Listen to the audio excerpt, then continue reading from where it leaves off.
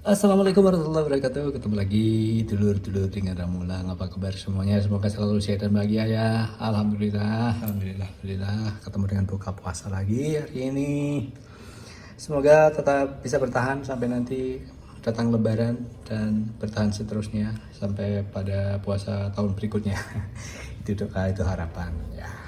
Ayo kita jalani hidup ini dengan nikmat, dengan nyaman, dengan sebahagia mungkin, dengan apapun yang kita miliki di hadapan kita, apa itu yang kita jadikan sebagai alat untuk menciptakan kebahagiaan. Ngomong apa aku ini?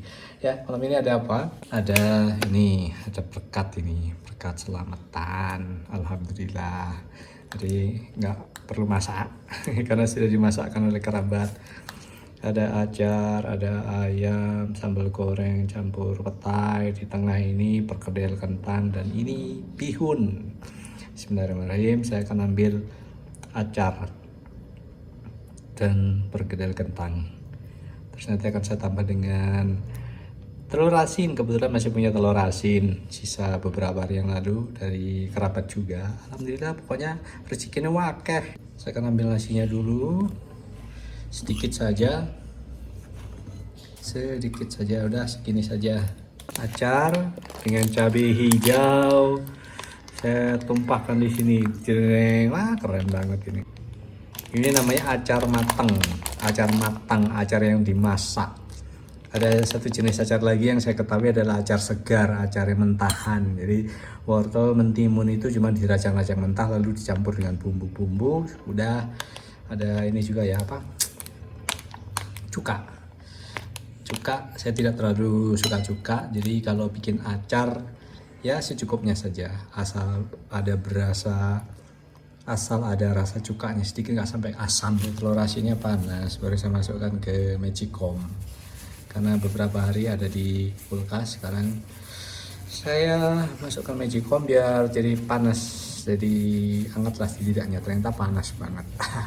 Gak apa-apa, saya hancurkan dulu kulitnya. Begini saja cara saya membelah.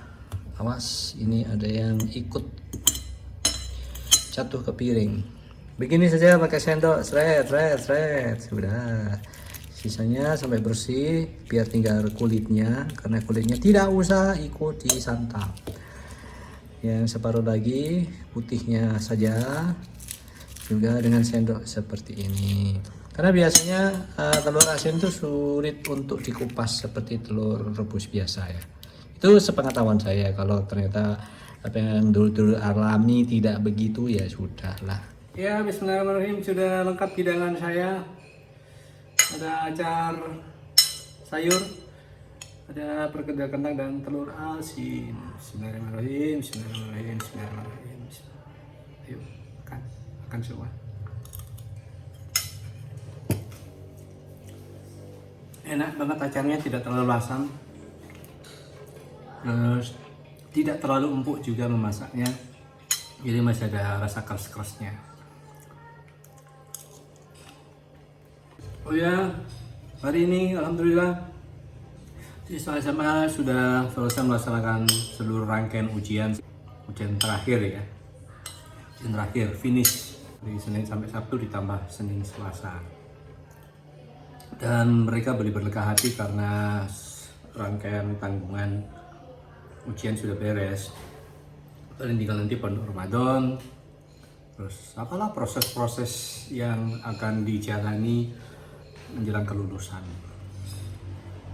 Tidak terasa ya, tidak terasa 3 tahun sudah berlalu, dan saya selaku salah satu orang yang mendampingi juga di sekolah selama 3 tahun itu, banyak sekali hal yang bisa saya dapatkan dari mereka, ilmu dari mereka. Saya berguru juga kepada mereka. Jadi saling belajar. Kata saling itu selalu saya tanamkan di dalam kepala saya. Ketika saya masuk kelas, berarti saya akan juga belajar dari siswa. Bukannya siswa belajar dari saya. Itu yang saya sebut saling. Banyak sekali. Bahkan banyak hal yang saya dapatkan dari siswa itu tidak saya dapatkan dari buku-buku. Itulah pentingnya kita terjun langsung, mengalami langsung untuk tahu secara langsung juga apa yang terjadi dan bagaimana mengatasi apapun itu. dengan baik, dengan hasil yang baik, dengan hasil yang ya sama-sama menyenangkan gitu ya. Kalau urusan berlega hati memang belum bisa sepenuhnya berlega hati ya, karena justru setelah ini harus memikirkan satu langkah ke depan apa yang akan mereka jalani, apakah melanjutkan sekolah ataukah bekerja. Nah itu yang butuh pemikiran mendalam juga. Jadi bukan berarti setelah lulus SMA kemudian mereka boleh nyantai-nyantai, bolehlah menghibur hati barang sesaat gitu ya, tapi tidak bisa terlalu lama terlena karena nanti kebablasan malah jadi males nggak ingin ngapa-ngapain. Jadi untuk anak-anak yang mungkin nonton ketika saya ngoceh begini ini ya bisalah menjadi bahan pemikiran bahwa kehidupan yang sesungguhnya baru akan mulai. Saya sering menyatakan itu di depan kelas, artinya selama ini kan mereka masih ada di bawah kendali orang tua, di bawah tanggung jawab orang tua, apa-apa dicukupin orang tua, belum mengupayakannya sendiri. Itu yang saya maksud bahwa kehidupan yang sesungguhnya itu adalah saat mereka harus mulai mandiri, saat mereka harus mulai memikirkan masa depan mereka masing-masing, ke depan mau apa, mau ngapain. Jadi kan tidak bisa sepenuhnya terus bergantung kepada orang tua sampai nanti tua kan jauh bahaya gitu. Jadi selalu saya tanamkan kepada mereka untuk sadar bahwa kehidupanmu yang sesungguhnya baru akan mulai setelah kamu lulus SMA. Akan terasa. Hari pertama mungkin setelah sudah tidak ada aktivitas saja akan berasa bahwa bagaimana hari-hari yang di jalan itu bisa dibedakan. Ketika saya sekolah dengan tidak sekolah itu berbeda banget. Mulai besok mereka akan merasakan itu karena ada bonus 5 hari untuk istirahat setelah ujian.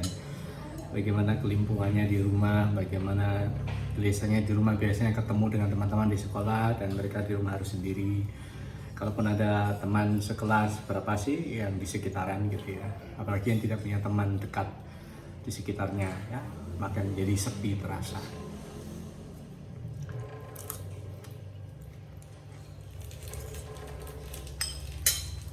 Senang sih melihat sebagian dari mereka sudah mulai ada yang berpikir untuk langsung bekerja saja setelah lulus nanti. Jadi proses sudah dimulai pada bulan-bulan kemarin.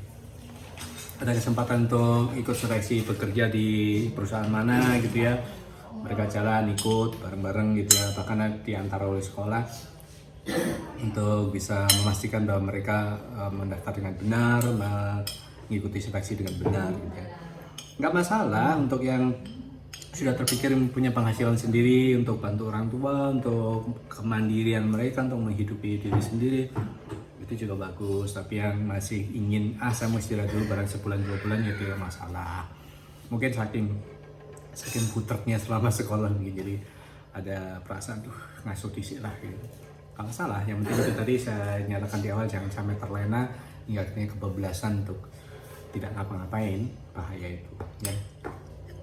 Yang bersiap-siap untuk melanjutkan pendidikan di jenjang berikutnya ya sudah, persiapkan semuanya dengan sebaik-baiknya, dan terutama yang paling harus disiapkan adalah kemandirian.